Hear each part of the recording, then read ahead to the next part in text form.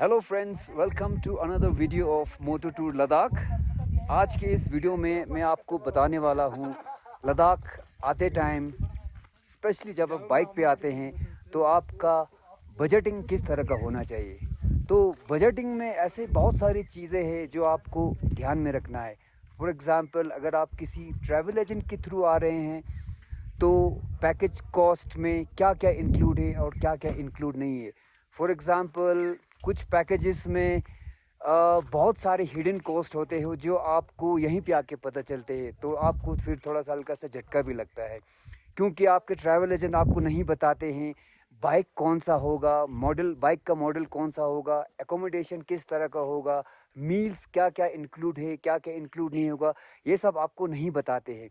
तो इसलिए मैं आप लोगों से सजेस्ट करता हूँ कि अगर आप लोग बजटिंग थोड़ा सा जब आते टाइम जब बनाते हैं तो अच्छी तरह से पूछ के आइए, अच्छी तरह से सोच समझ के आइए, ताकि आपके बजट को असर ना पड़े जिस बजट में आप लद्दाख आना चाहते हैं। जैसे आप मान लो, अगर आप सोलो आना चाहते हैं अपनी बाइक पे या फिर रेंटेड बाइक पे आप सोलो लद्दाख घूमना चाहते हैं, तो उस टाइम पे भी आपको बजटिंग में बहुत ध्यान से बजटिंग करना है। जैसे आपका होटल का कॉस्ट क्या होगा, लेह में होटल का कॉस्ट और नुब्रा के होटल के कॉस्ट में डिफरेंस होता है, और पेंगोंग के होटल कॉस्ट में भी डिफरेंस होता है। और जब आप जाते टाइम पे रास्ते में आपको क्या क्या एक्स्ट्रा कॉस्ट है, जैसे आपका खाना, चाय पानी या कुछ एक्टिविटीज़ होते हैं, उसमें कितना कॉस्ट एक्स्ट्रा लगने वाला है, इन सब चीज़ों को आपको ध्यान से स्टडी करके आना है। बजटिंग में कुछ ऐसे भी कॉस्ट होते हैं जो आपको रास्ते में आते टाइम सिर्फ आपको बाइक और फ्यूल के अलावा और भी सारे एक्टिविटीज़ होते हैं, एडवेंचर एक्टिविटीज़ जो आपको रास्ते में या फिर लद्दाख ट्रिप में आपको करने को मिलते हैं। फॉर एग्ज़ाम्पल, जब मोनेस्ट्रीज़ में जाते हैं तो मोनेस्ट्री का एंट्रेंस फ़ीस होते हैं, तो जो एंट्रेंस फ़ीस होते हैं वो मोनेस्ट्री के ऊपर डिपेंड होता है। मैक्सिमम 100 होगा, फिर कुछ मोनेस्ट्री में 50 रुपीज़, कुछ में 30 रुपीज़, ये वेरीज करता है, लेकिन 100 से ज़्यादा नहीं होगा मोनेस्ट्री फ़ीस। और उसके बाद अगर आप राफ्टिंग करना चाहते हैं जून जुलाई अगस्त में, अगर आप रिवर राफ्टिंग में इंटरेस्टेड है, तो उसका कॉस्ट भी वो डिपेंड होता है किलोमीटर वाइज। तो आपको पड़ेगा 1000 to 3000, आप जितना स्ट्रेच का राफ्टिंग करना चाहते हैं उसके हिसाब से आपका राफ्टिंग का कॉस्ट होगा। तो उसके साथ साथ एटीवी राइड, जब आप नुब्रा जाते हैं, पेंगोंग और दूसरे जगह में एटीवी राइड्स होते हैं, तो उसका कॉस्ट आपको पड़ेगा 1200 से लेके 2000 रुपीज़ तक। आपको जितना 5 या 15 मिनट्स या 10 मिनट जितने का भी वो राउंड होता है उसका उतना पड़ेगा। 1200 टू 1500 आपको पड़ेगा, उससे ज़्यादा भी हो सकते हैं। मैं आपको अप्रॉक्सीमेट वो कॉस्ट बता रहा हूँ। साथ ही साथ कुछ जगहों पे आपको ज़िप लाइन करने का भी वो रहता है, तो ज़िप लाइन का कॉस्ट होगा आपको, मान के चलिए 1500 टू 2000 एक स्ट्रेच का, उतना मान के चलना है। तो सबसे ज़्यादा जो कॉस्ट है लद्दाख में, जो एडवेंचर ट्रिप अगर आप करना चाहते हैं, वो होगा आपका बंजी जंपिंग, जो कि चिलिंग न्यमो जो न्यमो पदुम दर्शा रोड में पड़ता है। तो उसका कॉस्ट आपको अप्रॉक्सीमेटली 5000 के करीब आपको पड़ेगा।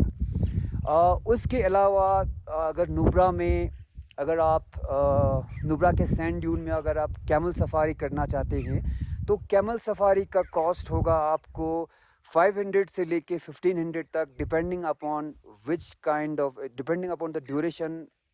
आप जितना ड्यूरेशन का वो करना चाहते हैं उसके ऊपर पूरा डिपेंड रहता है। तो उसके अलावा और बाकी खाने पीने का रास्ते में आपको मान के चलिए, क्योंकि पैकेजेस में आपके खाना बिल्कुल include, most of the packages में आपका लंच या चाय पानी इंक्लूड नहीं रहता है, तो आपको उसको लंच और चाय पानी के लिए आपको मान के चलना है 150 टू 250 पर पर्सन, इतना मान के चलना, इससे ज़्यादा आपका खर्चा नहीं बैठेगा। सो गाइस, जैसे आप देख सकते हैं अभी मैं खरदुंगला टॉप पे हूँ, तो बर्फ़बारी भी ठीक ठाक हुआ है, लेकिन बाइक्स को अभी ऑफिशियली अलाउ नहीं किया गया है, क्योंकि कुछ जगहों पे अभी थोड़ा सा स्किड होने का चांसेस है।